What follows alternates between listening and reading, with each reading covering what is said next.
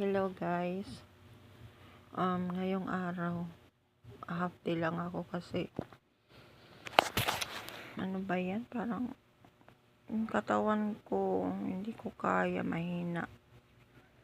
Kasi kaninang umaga mga 6 a.m.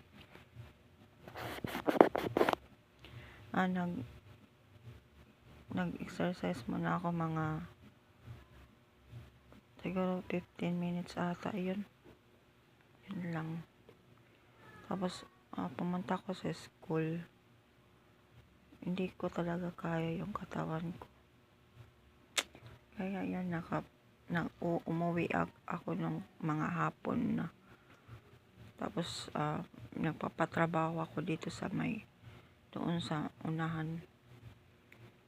Kaya yun.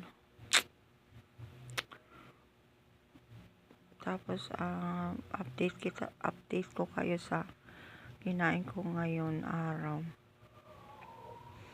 Uminom ako ng calamansi juice. Tapos kanina may nagbenta ng ice drop. Ngayon bumili ako. Tapos yung snack kanina dito yung mga panday. Yun din yung snack ko. Burger at Coke. Wala na naman. My goodness. Yun lang yung kinain ko ngayon. So, yung oras ngayon is 6:15 na. Alas 6:15 ng gabi na. Pero, yun lang yung kakainin ko. Yung burger kanina. Tapos yung Coke. Tapos yung ice drop. Kakainis Marjorie talaga. Alam niyo, sa totoo lang,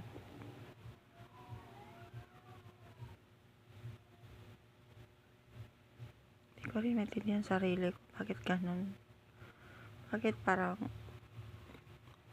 parang gusto mo na huwag ka nang kumain, tapos may na-motivate mo yung sarili mo na huwag ka nang kumain, pero pag andyan na, ay nako, hindi ka nakakapagpigil. Bakit ganun?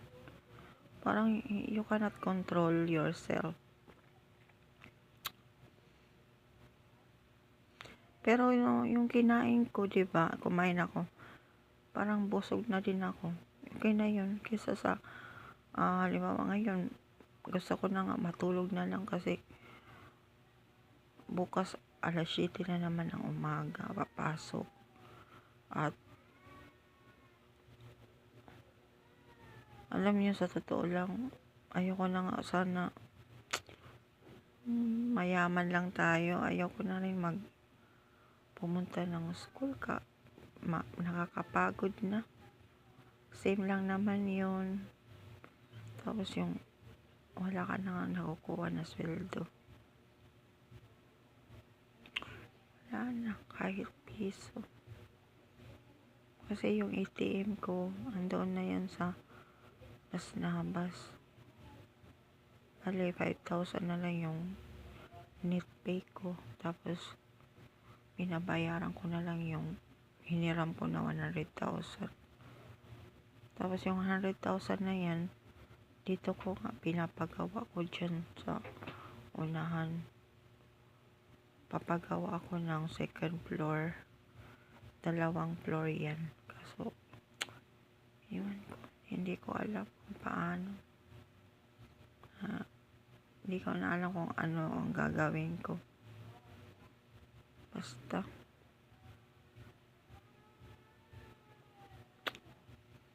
Mahirap talaga, lalo na nag-iisa lang ako. Tapos, yung nanay ko sa akin lang din umaasa. Yung buhay ko kasi, wala akong asawa na. Tapos, yung anak ko naman, hindi rin ako pinapansin. Tapos yung mga kapatid ko, marami din problema. Kapatid ko nandun sa Maynila. Tapos yung kapatid ko na nandito sa San Roque o Lawaan. Umaasa lang din sa akin yan kung halimbawa mag-deliver. Pero yung business ko this week medyo mahina ngayon kasi ewan ko bakit ganyan. Siguro nabibisi lang din ako sa school. Tapos dito sa bahay, paano? Gusto ko talaga maayos na yan kasi gusto ko na medyo makuha ko yung mga gamit ko dun sa isang bahay namin. Yung bahay na nandoon sa yung isang bahay doon, binili ko yan noon mga siguro first year ko sa service sa DepEd. Tapos boarding house yan. Tapos nung binili ko yun, isip ko talaga is gusto ko na maging boarding house siya kasi para meron pang ibang kita maliban sa meron ka ng sweldo. Kaso yung asawa ko noon, siya yung nag-decide. Sabi ba naman niya, ibigay mo na lang yan sa nanay mo. O ako naman, syempre sumunod lang din naman ako. Oo, binigay ko sa nanay ko, pero yung nanay ko naman noong maging kanya na yun na bahay, parang iba naman din yung ginagastusan niya.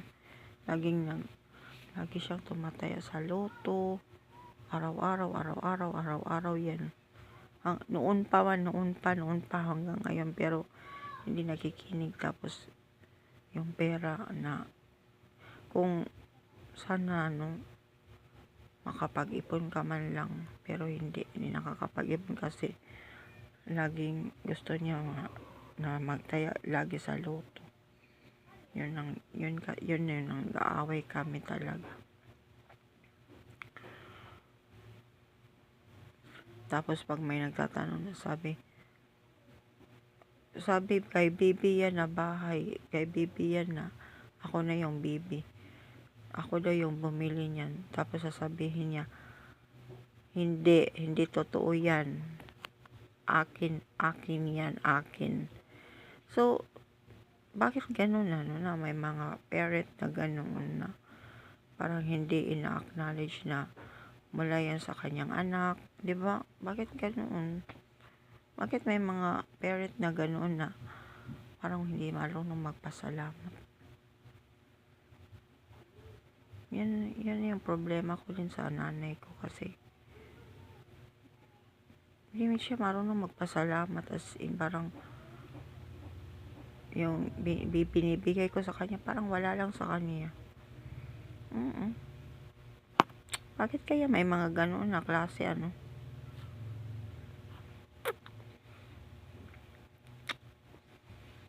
So tomorrow magpo-post na naman ako ng another video. Yung pag-post ko nito, nalilate talaga ako kasi mahina yung signal ko dito. May wifi ako pero hindi siya maganda. Parang anong problema niyan meron lang load yan bawat buwan nagbabayad ako ng 699 yung sa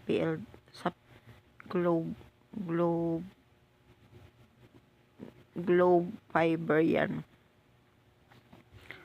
Tapos niloadan ko na yan second week ng hindi kailan ba yan? Basta mga 20 August ng mga August 20 ata yan. Ano ba yan? Ang dali ng panahon. Di ba parang napakabilis ng panahon. Basta nilulan ko pa lang yan. Hindi pa yan nag-isang buwan. Pero parang na siyang mauubos. Unlimited naman yan, di ba? Pag Globe Fiber. Kaya yun.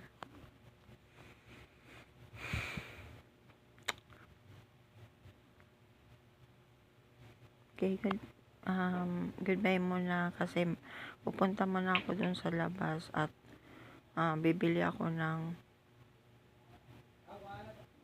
yung order sa akin. May order kasi sa akin pero wala ako ng ngayon stocks. So, bibili muna ako doon. Tapos, kasi bukas, diba, 7 a.m. kailangan andun ka na sa school. 7 a.m. to 7:30. Pero minsan naman, nalilit talaga ako. Lalo na kung yung, hindi kasi na maayos yung pagtulog ko. Parang, meron akong insomnia. Parang, natutulog ako mga 12 na. O kaya 12:30. Yan.